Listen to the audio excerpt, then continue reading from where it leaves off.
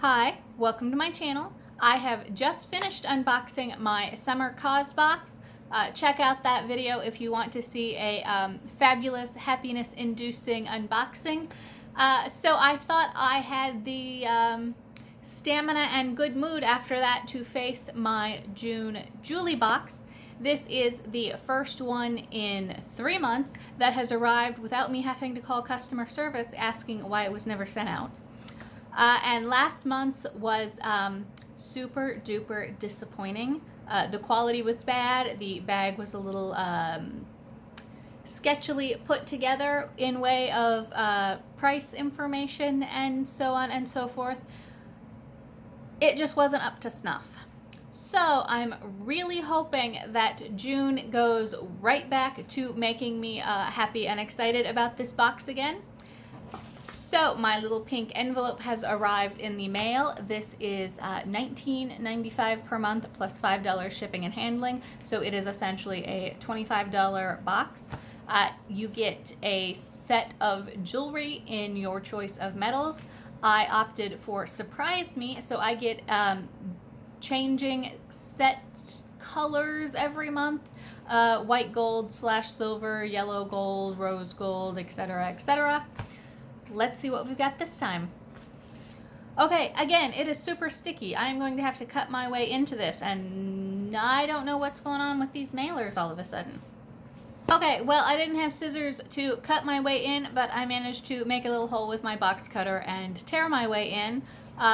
The flap is still stuck together despite my prying, so they have upgraded their glue or something, because I thought it was just from being in shipping a long time last month.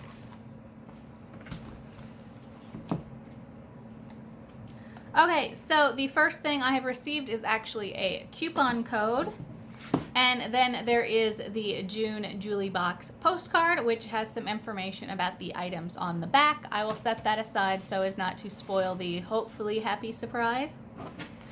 And then here is the Jewlybox bag with my items. Okay, so the first thing in here is another card.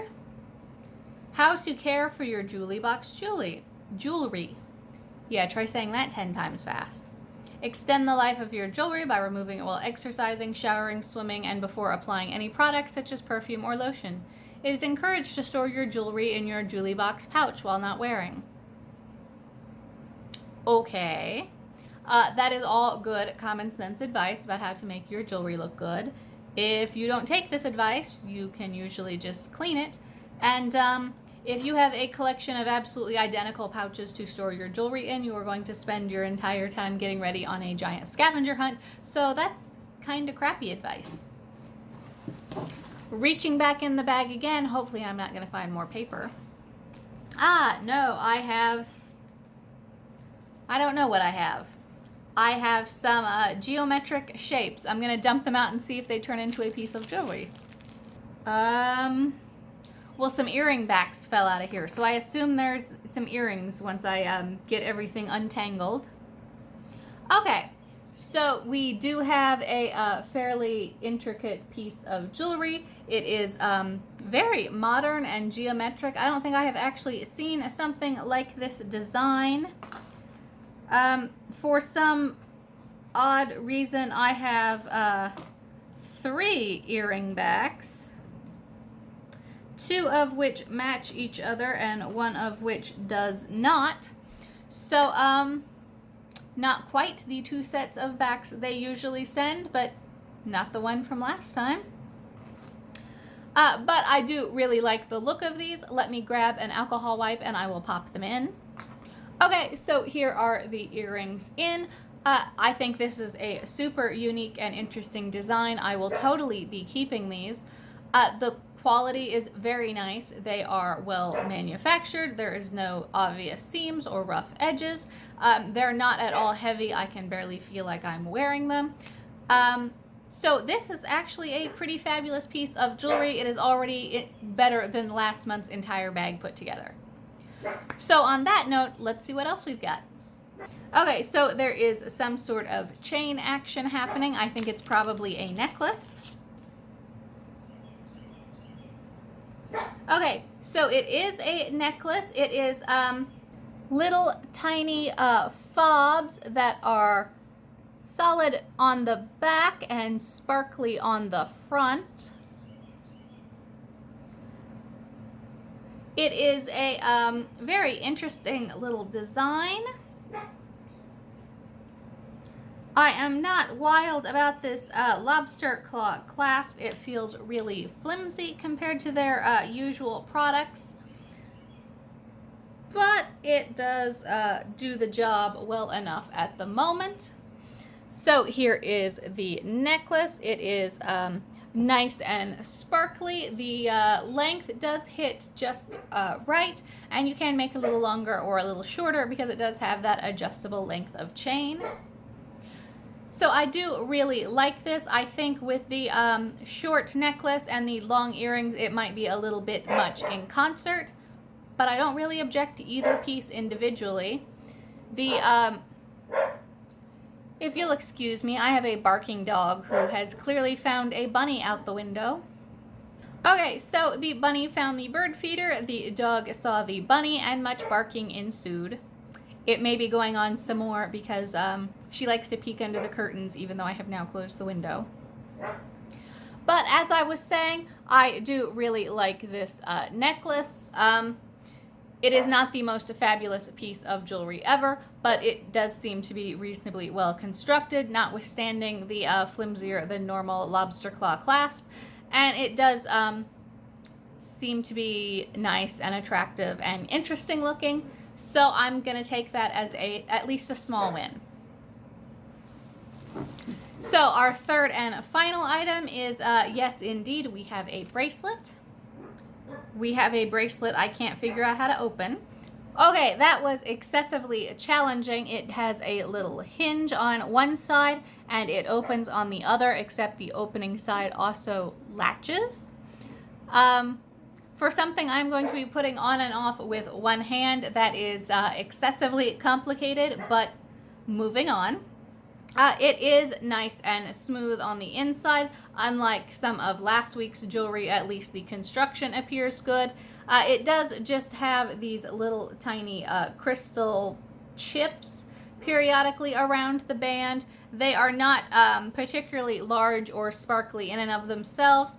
They are also not set in anything particularly interesting. If I can get it to focus for you here, they are just set in plain little inset circles.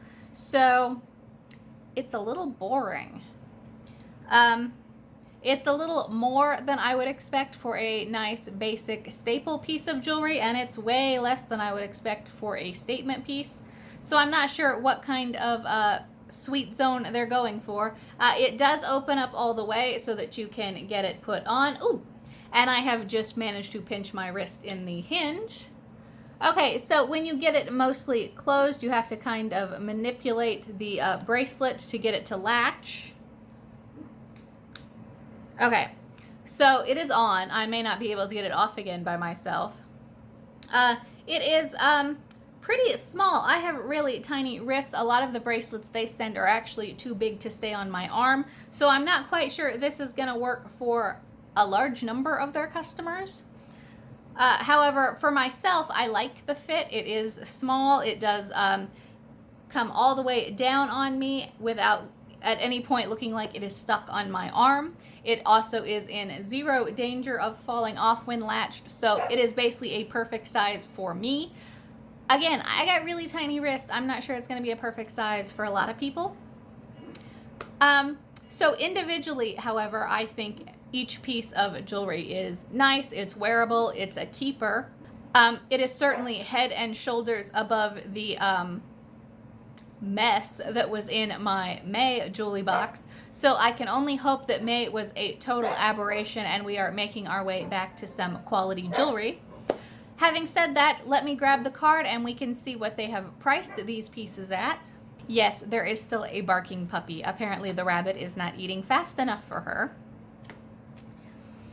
Okay, so, well, my card has both gold and silver pieces on. Everything I got was silver, so I don't know if there is also a gold set of these exact same pieces and they just used one card, or what.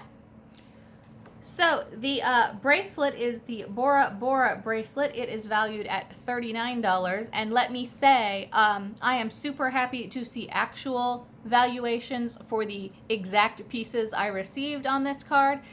For those who watched last month's video, there was an estimate of what similar pieces might cost elsewhere that was really super sketchy, especially given the terrible quality of some of the pieces that they sent.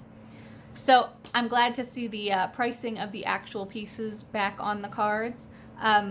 Whatever you think of their manufacturer's pricing, at least they are pricing the jewelry they are sending you and not similar pieces from some other manufacturer and supplier.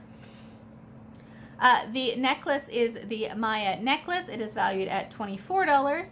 And these are the Lucia earrings. They are valued at $19, which I think is low. I would pay a lot more than that for these.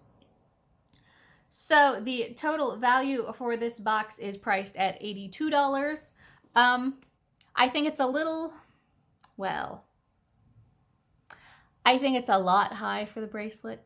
This is not a $40 bracelet. The construction is nice, the quality is nice, the design is okay, but it just doesn't have any sort of oomph. The design looks like something you would just pick up anywhere. And $40 is a lot to pay for a plain bracelet with reasonably good construction. The necklace at $24 feels appropriate. It's, when you see it in person, it looks a little better. On camera, it kind of looks like something you could pick up at Claire's. But in the $20 range, it feels appropriate. And again, I would definitely pay $25 at least for these earrings, so I feel they are underpriced, and it probably evens out throughout the pricing in the box.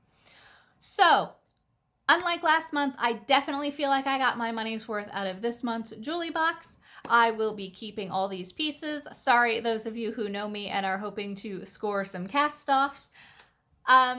So I am again happy to look forward to July's box, and I will greet it with much less trepidation than I did today's.